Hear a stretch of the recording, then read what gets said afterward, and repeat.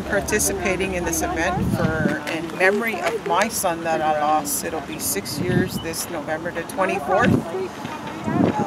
He was murdered in Sudbury here on Bessie Street of 2006. He was 20 years old. He got murdered.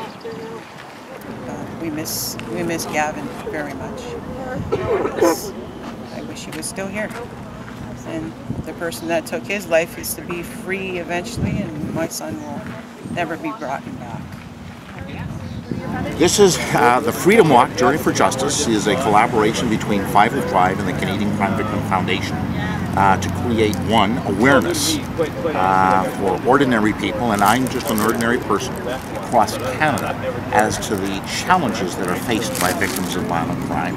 And second is to raise funding for the scholarship programs that my foundation has created.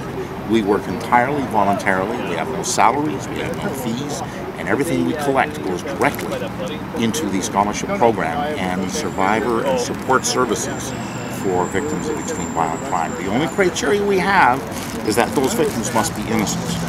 They cannot be culpable in their own victimization.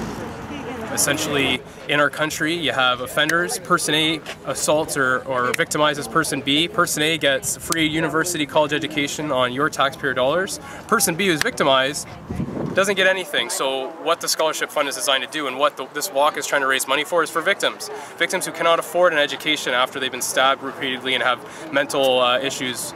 We're trying to raise money for that. Our first donation in Sudbury was actually $2.50 from a homeless gentleman in Sudbury. So if anybody else in Sudbury feels like they can donate that amount or double or triple or whatever that, we're just as appreciative as $2.50 as we are $2,500.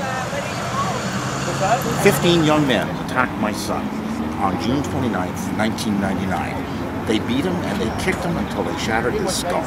He was 2 weeks on life support, 3 months in a coma, 7 months paralyzed, and 13 years ago is when this happened, and he still suffers this day, and he will continue to suffer for the rest of his life. How old is he when this happened? He was 15. Okay. He's now 28. And the boys that hurt him, 5 months in the Holiday Inn, which is what I call youth jail, which is what I call the Holiday Inn for disenfranchised youth, and a slap on the wrist.